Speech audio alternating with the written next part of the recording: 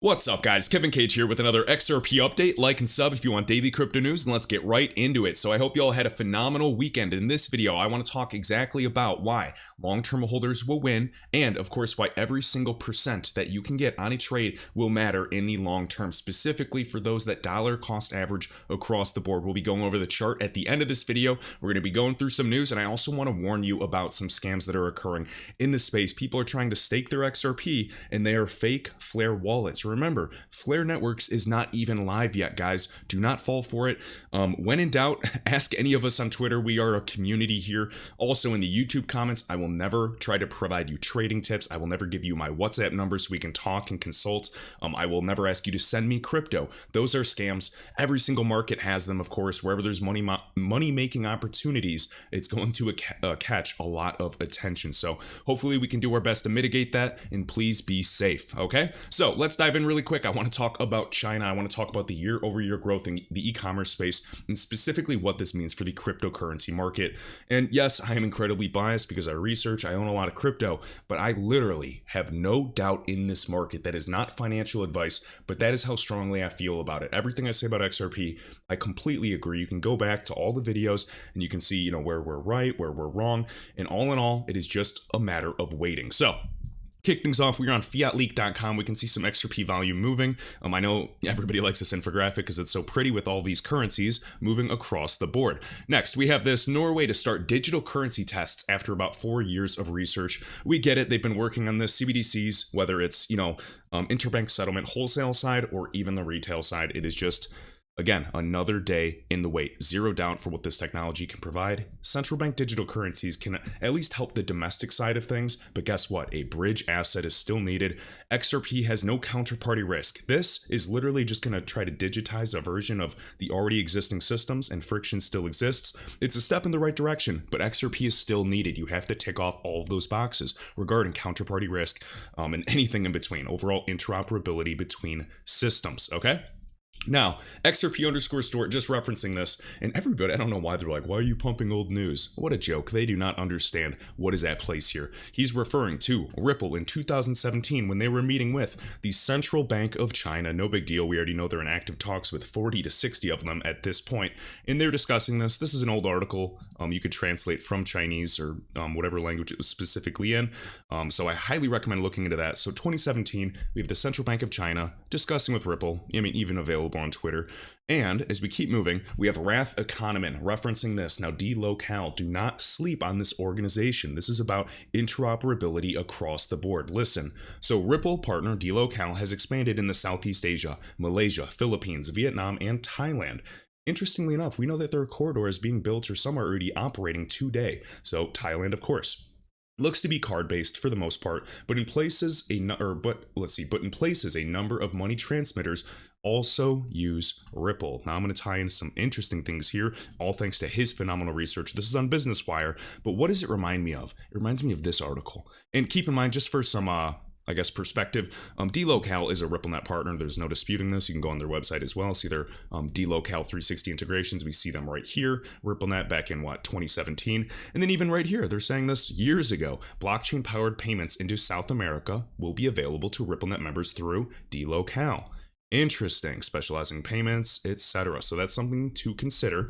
And we already know they're expanding through Southeast Asia, and we know the recent news of Ripple even speaking with the Central Bank of Brazil last year, a BRICS nation, a key component to the ODL strategy for XRP adoption. This is why I'm excited. So as he posted this, and he mentioned a DLocale, I would like to reference this article, and it's because this gets right into China. Now I'm going to show this old one, then I'm going to show a modern article, guys, and hopefully it blows your mind like it does me. So we can see China reached nearly $40 billion in 2015 regarding cross-border e-commerce alone. Right here, these three providers, so DLocale, RippleNet partner, no big deal, already has integrations and adds WeChat Pay, Alipay, and UnionPay to the portfolio of emerging market payments. Now, for those that do not know, WeChat, Alipay, we're talking Alibaba, we're talking Tencent, some of the biggest organizations in the world. And if you do not know who UnionPay is, I recommend, have you heard of MasterCard or Visa? Well, UnionPay eclipses those two. And exactly, we already know Visa, connected, of course, to Ripple. You could say MasterCard with heavy R3 integrations as well. And right here, These three providers alone, WeChat, WeChat Pay, Alipay, and UnionPay, collectively capture over 70% of the Chinese market, which translated into almost $3 trillion in online payments in 2016.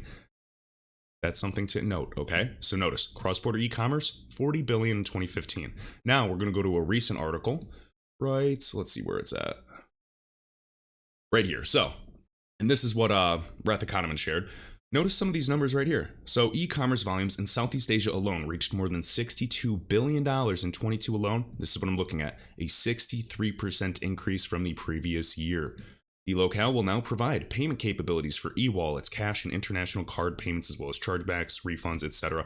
Talking about all the following integrations of DLocale 360 payments, and they discuss all of that in 360 right here as well. 200 local payment providers. You can talk about their partners, expansion. Turkey with the Turkish lira throughout Latin America. No coincidence, as we were just looking on Fiat Leak and saw the Turkish lira as well. So it really makes you wonder. We'll have to pay close attention to this. We can see their online shopping is expected to hit $1 trillion by 2020. I'd be curious to see what China hit actually in 2020 and if the projection was, a little higher or lower. I'd imagine that it's much higher due to the pandemic overall accelerating digitization. Okay? So, wanted to point that out. And all in all, there was something else I wanted to share referring to DLocale, and I want you guys to remember this. So remember, Ripple, you read the website, 300, 400 partners. Wrong. We already know Finastra has 9,000 clients, the top 48 of the top 50 banks right there. That's 9,000 partners that Ripple can plug into seamlessly via a single API. Well, we know DLocale is already working with them in a variety of areas, and I know they work with everybody, but listen to this. More than 300 global merchants, including e-commerce retailers, software as a service companies, online travel providers, marketplaces rely on DLocale to accept over 600 local payment methods, and here we go. Agent sellers, blah, blah, blah, blah, blah. Some of DLocale's customers include Amazon. We can even see Uber. Years ago, we see Amazon and Uber on the Ripple documents and examples. And typically, you have to ask the company's permission to provide such. So do I think that Uber and Amazon or Ripple has their eyes on them? Absolutely. Why wouldn't they? You can see a few others, Booking.com, Constant Contact. We see Dropbox. You may have heard of them. GoDaddy, MailChimp for anybody that uses the email automation software, Microsoft, Spotify, TripAdvisor, Uber again, etc. So very big things ahead, guys. And I just wanted to point that out. And this is just one tiny, minute example. And this is just one RippleNet partner. And this is DLocale. So remember, it's not just Southeast Asia. It is also Latin America. Okay? Now, we have this big piece of news. This is shared by Flare Networks themselves, and this is Delchain. So Delchain partners with Flare to advance seamless cryptocurrency transactions. And yes, I'm beyond excited.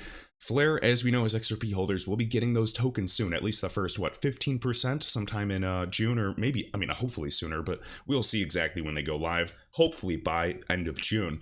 And we can see that this gentleman, before going into this article, guys, so XRP Highlander, I'm not sure if you will watch this video at all, but nonetheless, I feel bad, and this does upset me.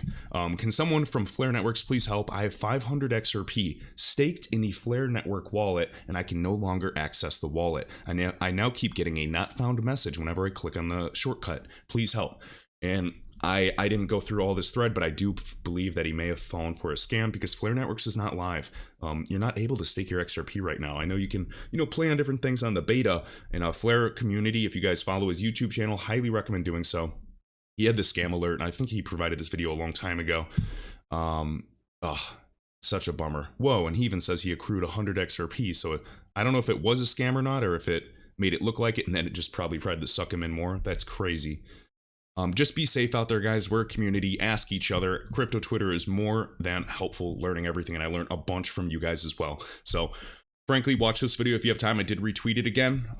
Stay safe out there. So, all in all, Flare Networks, we are excited because it is Flare. Of course, it is driving adoption for XRP. And now, not to sound like a moon boy, but as we know, what is it, a 2.5 collateral ratio? So if you want to bring XRP over to Flare Networks and run and, interoperate cross-chain between networks, it requires a 2.5 collateral ratio. So I don't know if you guys remember this old tweet I did, and of course, per the actual FXRP walkthrough on Flare Networks blog, and this is found at flare.ghost.io, we can see the FXRP system demands a collateral ratio of 2.5, meaning that at all times an agent must have provided to the system 2.5 times the value of the XRP, FXRP, the system has appointed to them in Spark tokens. So of course they're playing with the values. This is even before really the Flare IOU was well above $2 on Bitrue. So we're not really going to use this example, but nonetheless, here's an example. And yes, this collateral ratio is subject to change, but overall, this potential is mind-boggling for not only XRP, of course, in the demand and delegating and staking XRP, which would already lock it up and add multiplier effects long-term, but right here, for 1 billion XRP to be converted into 1 billion FXRP so it could run over Flare networks on their system, this would require, per the 2.5 ratio, 2.5 billion Flare that has to be locked up using the current collateral ratio. 2.5 billion Flare, guys, as we know, 100 billion XRP total ever created. We already know that that's not much out there. There's way less in circulation due to the locked up amount in escrow, exchange holdings, of course, etc. 2.5 billion Flare, there's 100 billion Flare created. That's already 2% plus of the total supply in just one example. Now, of course, I would love nothing more for well over a billion, maybe several billion XRP to be sent over to Flare networks right away, but it wouldn't surprise me one bit. Keep in mind, Flare Networks is a separate entity. They're backed and supported by XRP, but they support a lot of other digital assets, whether it's Litecoin, Doge, Gala. The more the merrier in my mind. So just wanted to point that out. And notice if the XRP Spark rate, overall just this collateral ratio, changes the prices, if this increases this time, the amount of collateral needed increases as well. So we want that to be very, very interesting. Of course, I want XRP to go to the moon sooner than later. So just wanted to point that out. Now, to finish things up, if you guys are brand new, I highly recommend just watching these few minutes just to kind of go over the charts, whether it's the XRP price chart, Algo, Cardano, every percent counts. And of course, when in doubt, zoom out. If you even bought Algo back in June just last year, you're sitting at a very nice profit. Same thing goes for XRP. Let's say you got in at 21 cents and the next person buys at $1.20. We're going to measure the difference in return from that person that bought at that lower price to $10 rather than that person that bought at $1.20, just to fully understand. Now, could Algo go to, $30, $50, $100 like XRP? Absolutely. So these are just arbitrary numbers. I actually picked $10 just because it's close. And who knows what happens in this bullish cycle over the next 6 months or 2 years. And even from swing high, swing low, at least from this little impulse and this retracement. And we're going to use the 236 as the top. We'll just move that up. And we can see like this little box up here, 4618 and 4.236 kind of shows that $10 price point. So figured it was just a clean number. So that's what we're going to be utilizing. And now I want to show you this. So we have person one buying $1,000 worth of, Algo, XRP, Cardano, it doesn't matter, at 21 cents. That's going to get you about 4,700 Algo. Person two, buying it at $1.20 gets you about 800 Algo. So right here we can see kind of the percentage return from that 21 cent price point all the way to $10. You're looking at well over a 4,600, maybe 4,700% increase. All in all, your $1,000 in a single year, if it hit $10 in a year, becomes $46,000 in profit. So that's a 46x. That's powerful stuff. Person two, buying at $1.20, we're going to measure all the way up to here. That's a beautiful increase, 750% give or take. So that $1,000 would essentially become just over 8K. So a 7K profit versus a $46,000 profit. So all in all, the difference though, by just being early and holding is about a 40x. Now what happens if, XRP, Algo, Cardano goes to $50? That's 5x from here. So it becomes very, very powerful, especially if you imagine even investing bigger amounts of money. And what happens if, one of your bags took off and you did that and you put those profits into the next sleeper and it did that 2 or 3 times in a row? So the sky's the limit, guys. I know a lot of really smart people, they don't even entertain these things because they let their intelligence become arrogance and they miss some amazing opportunities. So all in all, I try to entertain different perspectives. I like these little mental exercises. And another one, and I'm going to finish this video off really boring, and I know people are going to dislike it, but I like doing it, is a mental exercise. What helped me, at least, because I'm a psychopath, is when we were in the March 2020 crash and, XRP's at 11 cents, 15 cents, 20 cents forever, you feel like giving up. You're putting every last dollar you've made because, you're investing in the future for a better life for your family, etc. Well, how I kept that strength is this. I would sometimes ask myself, how much do I believe in XRP? How much do I believe in my investments? If XRP is at 10 cents or 20 cents or still under $1, how long would I hold until I just gave up and capitulated? And truth be told, I told myself, I was like 3 years, 5 years, I'm holding it. I've done enough research. I've seen all I need to see. I understand the trends, and now it is just a waiting game. And I'm happy that I waited. I'm happy that I waited with you guys. You guys motivate me as well.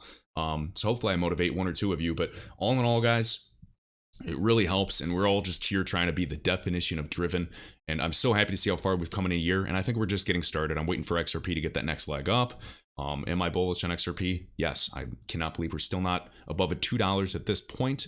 And most other assets are already approaching these highs, just like Ethereum and Monero. So it is just another day in the waiting. I really am excited for Flare Networks, guys. I'm excited to keep up to date with it as soon as it goes live and really start playing with it more. I encourage all of you to follow a lot of those great Flare channels out there and start playing with the beta tests. Get familiar, because when it launches, it is game time. So I hope you guys enjoyed this video. Be sure to shoot me a like if you did enjoy it, and I will catch you in the next one.